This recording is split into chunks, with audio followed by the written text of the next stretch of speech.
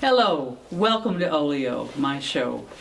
Before I go any further, I want to share again what Olio means. It's short for olla podrida, which is Spanish for rotten bowl, which I just get a kick out of.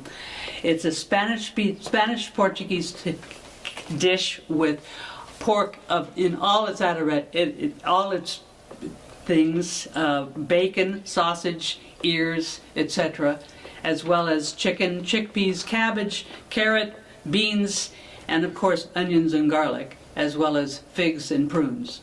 Except figs and prunes. And it's also a part of melodrama. You can have in Olio, in melodrama, you can have a singer, juggling, somebody telling jokes, etc. In other words, this is everything. Apples, oranges, and a monkey wrench. So welcome to my monkey wrench. After all that, I want to introduce you to this really vital, important person in our area. This is Brittaney Meyer. Brittaney, thank you very much for coming. Brittaney is the Auburn Union School District Superintendent. And if you are interested in learning more, auburn.ca.us/staff-directory. And you can call her 530-885-7242. Again, auburn.k12.ca.us/staff-directory. Okay, we're done with that. We're done with that. Okay. Brittaney, how long have you been here? In Auburn, this is my second year as the superintendent. So I started last July 2024, so about 14 months or so. Okay. Yeah. Where did you come from? Well, I think like most superintendents, I started as a teacher. So I was actually a high school science teacher. And then Where? In Woodland. I taught in Woodland at Woodland High School. And I loved that job. I said, I'll never leave the classroom. I'll never go into administration, but never say never, because here I am. But I ended up doing a lot of leadership work as a teacher and really enjoyed it. What do you mean leadership work? Sure. So in terms of guiding teachers and helping teachers as a teacher leader to improve their own classroom practice. And I found a lot of joy in that in terms of helping teachers better themselves. Here's an idea, and maybe I have had somebody else talk about this, and maybe that's a possibility. Okay. Yeah. And so how long were you doing that? I taught for 6 years, and then I was a site administrator, either as a vice principal or as a principal for another 6 or 7 years. A site administrator. Mm-hmm. So a vice principal on a school site. So I was a vice principal at the high school level. I've been a vice principal at the junior high level, and then I became a K-8 principal. And then from there I moved into district office work as the assistant superintendent of educational services, and I worked just down the hill at Loomis Union School District. Yes, you do. Before coming here. Yeah. Okay. Yeah. Okay. So tell me, what is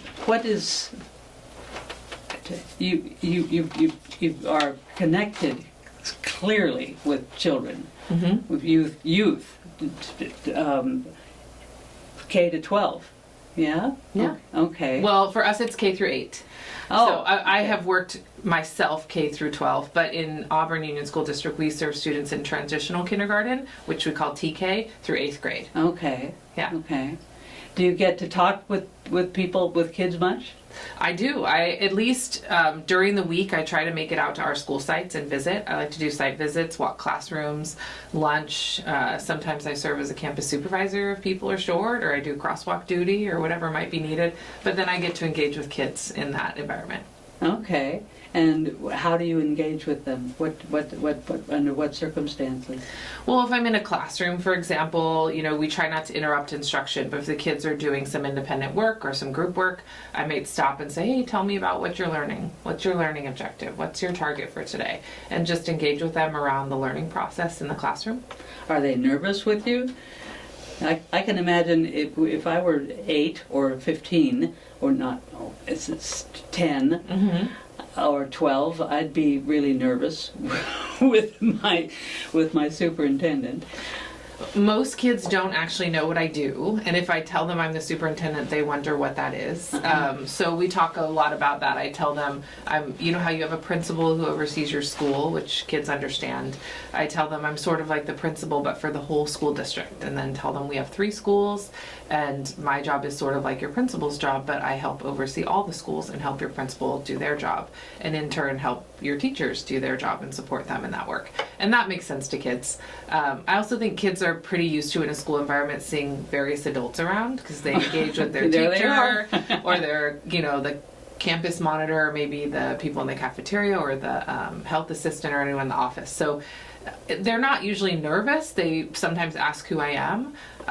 The kids, in education, we commonly use titles. So I'll tell them I'm Dr. Meyer, and then they want to know what kind of doctor, and we talk about that. And then they want to know what I do. And if I tell them I'm a superintendent, we go down the road of it's kind of like a principal, and that helps. Yeah. Okay. Yeah. So I'm hoping that school is going to stay like school, that. Tell me more about that. What does that mean to you? Oh, I'm hoping that politics doesn't get poured into it. I hope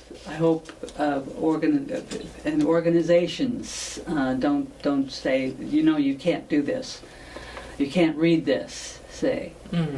Okay. Is that happening? Is that? You mean like banning certain things that can be Sure. read? No, we don't necessarily have anything like that, but we do, as a public school, what we have that governs what we do in classrooms are our state standards. So we have Common Core state standards in English language arts and math. We have social studies standard, and then what's called next generation science standards in science. And they're broken down by grade level. And so we have an obligation as a public school to teach kids based on what those standards are. And we adopt a curriculum that aligns with the standards. So right now, actually, we're going through what's called a pilot for English language arts in our middle school grades, 6 through 8. Pilot. A pilot, yep. So when you adopt curriculum, you typically adopt that curriculum for somewhere around 7 to 9 or 10 years, and then you have to determine whether or not you want to stick with that curriculum or go to something new. We are looking at 2 different curriculums that our teachers, we actually have a group of teachers who work on it. They're one of our primary feedback mechanisms for pilots and curriculum adoption. So last spring, our teachers went through 4 different possible curriculums we would investigate, and they had a rubric for scoring of which would be the best fit in terms of aligning with standards and fitting our need for students. And they picked 2 out of those 4. And then this year we pilot those. So they teach one of those curriculums for 6 to 8 weeks. And then they switch to another one for 6 to 8 weeks. And then we'll finish out the year with our currently adopted curriculum while we evaluate what they taught in the beginning of the year. And we take feedback from students. We also take feedback from parents and community members who want to review that curriculum. Students. Yeah. Wow. I don't remember anybody asking students when I was young. Well, this is a middle school curriculum, and so if kids are 5th through 8th grade, we do ask their opinion on quite a few things. School lunch input, what do you want, what do you like in the cafeteria, what don't you like, what do you want to see, and curriculum similar to that. So they'll take a survey, they're in the first pilot right now, but they'll take a survey, what did you think of this, did you like this component, was it easy to access this? A lot of our curriculums are online, and they have what's called a Chromebook, and they can access their curriculums on there, so we ask them how that navigation process went for them, and was it interesting to you, that kind of thing. Yeah. So yeah, Okay. they'll score it on a Likert scale, usually 1 to 4, and then we take student input, obviously our teachers who've taught it input, and then parents have the option to go through the curriculum. Parents who have students in those grade levels can go through that curriculum and then give us feedback as well based on how their kids did with it and what they think as parents. And then we use all of that to make a recommendation to the board. And then our board will adopt a curriculum in the spring that we'll use next school year 26-27. Wow, Yeah. okay, okay. Yeah. And school has already started, of course. Correct, yeah, we're in our 3rd week now. Okay, okay. Yeah. So this is, I'm interested. Why did you decide to be involved with schools and children? What caught you? Interesting question. So I actually come from a family of teachers, and when I was... That'll do it. Well, actually, for me, it was the opposite. I said, Oh, I'm going to do oh. something different. No, right? no. I'm gonna do something different, and so I had all kinds of plans of other things I was going to do, and nothing ever felt quite right. And my uncle was a science teacher. He recently retired, but he was a science teacher in Travis Unified down towards Vacaville area, and he taught middle school science. And he said, "Okay, come watch my science class, and if you're not hooked, I'll never bother you about it again." And so I watched his class. I was there halfway through first period. I was like, okay, that's it. This is what I got to do. And I think, for me, I've always enjoyed working with kids. I've always been a summer camp counselor. I guided rafts in college, and I did youth programs all summer, and it was my favorite part of the year to run youth trips with kids. And so it just kind of fit. I loved science. I really enjoyed working with kids, and the two were a career that I felt like would fit for me. So that's where I'm at. Okay. That's how I got there. And where did you come from? Previously, where did I grow up? Uh-huh. I've lived in California my whole life. I grew up in the Bay Area. I went to UC Davis for all the things, from undergrad to credential, master's degree, and my doctorate degree. They're all from Davis. I like to joke that I have a lot of knowledge from them, and they have a lot of dollars from me, because that's where all my schooling happened. But yeah, once it is what it is. I have 2 in college right now of my own kids, and it's an endeavor. But yeah, so that's how I ended up in this area in terms of being at UC Davis, and then moving up towards Placer County. Actually, my oldest 2, they're twins. They're 18 and they just graduated from high school. But when they were going into kindergarten, my husband and I were having conversations about where's a good place for them to go to school, like all parents do, and that's what brought us to Placer County. So I've been in Placer County now for 15-ish years, maybe, not quite, yeah. Okay. So that's what brought me this direction. That's great. Yeah. What do you like best about being a superintendent? The people. It's always people. I always say, we're not in a business. Oh, you're just saying that. Yeah, we. No, it's the people. Yeah, because we're not in a business where we make anything. We don't create a product. We work with kids. But part of my job is also working a lot with adults so that they have the support they need to support kids. And I love that work. Educators are a special group of people. They get into it for a lot of reasons related to the heart, right? In terms of wanting to help children and support them and help them learn. That's a vital thing, I think, and it's also a calling for a lot of people. And so I enjoy working with the kids, obviously, but I also really, really enjoy working with the adults. And I think for me, I have a skill set in systems building, looking at data, building systems that are supportive to the human beings that work within education. The human beings that work. Oh, nice. And so I think that fits for me, and I enjoy it. I always say, I get up every morning and I'm happy to go to work. And if you're happy to go to work, that's a pretty good thing, right? So it's a big chunk of your life. So I really do enjoy the work I get to do at Auburn. Yes. Is there anything that is uncomfortable? Oh, sure. There's always things that are uncomfortable. I think in education, one of the hardest things we deal with is that change happens, but it happens slowly. I have a lot of sayings I say over and over, and one thing I say is that in education, we're making moves, but we're a cruise ship. We're not a speedboat. And so that cruise ship makes its turn, but it makes its turn over multiple years and not overnight, certainly. Can you give me an example? Sure. So, for example, we have to look at data to drive our decisions, and we have to look at the best way to serve kids and function within the fiscal resources we have. So when I came on in Auburn and I was looking through all the data, there are some things that we want to work on. And obviously we want to grow our students academically, but we also have to look at things that impact their academics. So for us, one of those things is attendance. And what we have had in Auburn is, unfortunately, a growing percentage of students that are chronically absent, which means a chronically absent student has missed 10% or more of the school year. Yeah, it's a lot. And it adds up very quickly. People don't think about it, but you miss a day or two here in a month, but 2 days a month adds up to chronic absenteeism by the time you get to the end of the school year, and that has a huge impact on students' access to their education. And no matter how great we do it in the classroom and provide them with all the things, if they're not there to get it, that's an issue, right? So we look at that, and unfortunately, we collect data annually at the state level. We don't yet have our data from last year. It'll come out in about another month and a half or so in November. But that data was showing that we had a steady increase up to an increase in chronic absenteeism. Oh, so we had about mid 20%, 25% or so of kids chronically absent in 2023, and when 2024 data was collected, we had about 30% of our students chronically absent. oh my goodness. Which is huge, right? Yeah. Which we don't want that. So we have to try to right that ship, that cruise ship that we're trying to make a turn with. So we have to do that in a way that is doable. So one of the things we looked at was where do our students live? And so you have to ask the right questions sometimes. And one question I asked of our county office, who's very supportive, is can you help us pull data out of our system and put it on a map and create a heat map to show us where we have pockets of students with chronic absenteeism, because we don't have enough money to run busing all over Auburn. We cover the city of Auburn. We also have schools in the county, surrounding county dirt area. And we can't run buses everywhere, but we probably could run buses somewhere if we knew where they'd be most impactful. And so we found some hot spots, and we're running bus lines this year to a couple of spots in those hotspot areas. And we're hoping that we see that increase in attendance that brings down our chronic absentee percentage.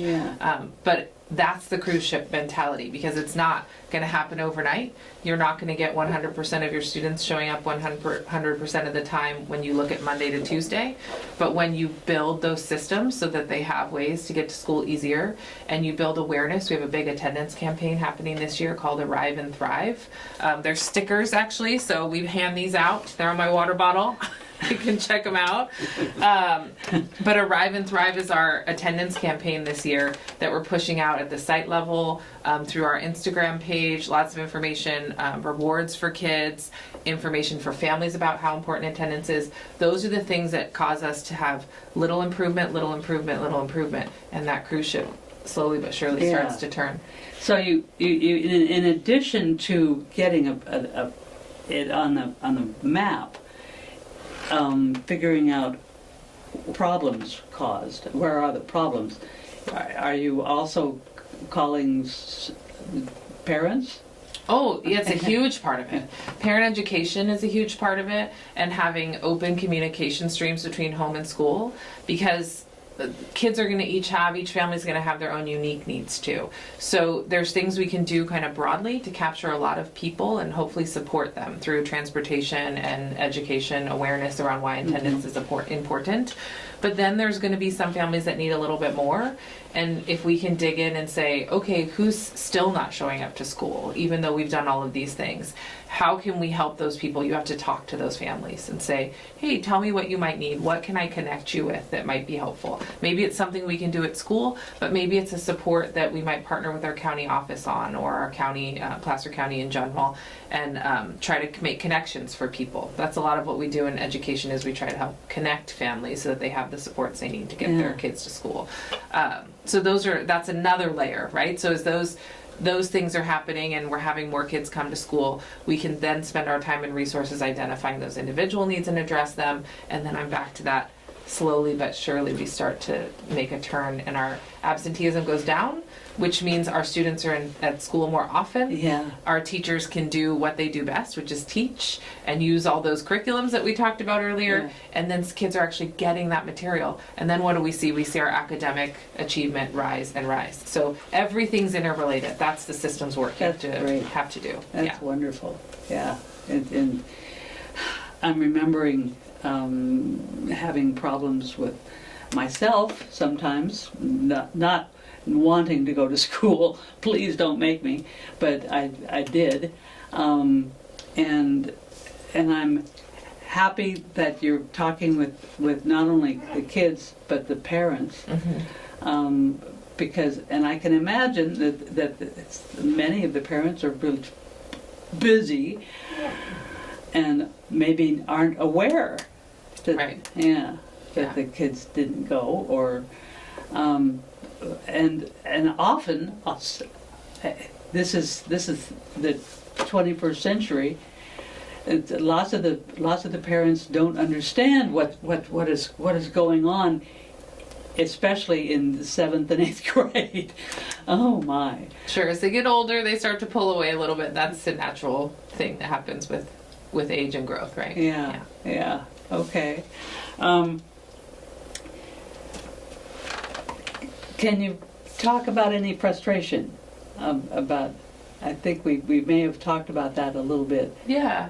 No, I think frustration-wise, I think that's kind of what we talked about, is that there's a lot of work to be done, but that work is slow. And so sometimes that seeing the forest through the trees is hard, right? People, especially, and speaking about parents, and I say this often to people, the most important person in a parent's life is their child, right? And so they want what they want for their kid, that's best for their child right now. And as a parent, I 100% appreciate that. And so as we build these systems and slowly but surely improve the work that we do, it will come with time. But if your child is an 8th grader who's going to finish school in 8 or 9 months from now, your child may not realize the benefit of all the work we're doing now, because we're slowly turning that cruise ship, and that can be frustrating for people. And I understand, right? So we're trying to do the best we can to support the students we have right now today with the work that we're doing, but we're also looking forward to improve, and I think that's the right thing to do. But sometimes that can be frustrating in a one-off situation when your child is the one you're looking at, which again, I totally understand. Yeah.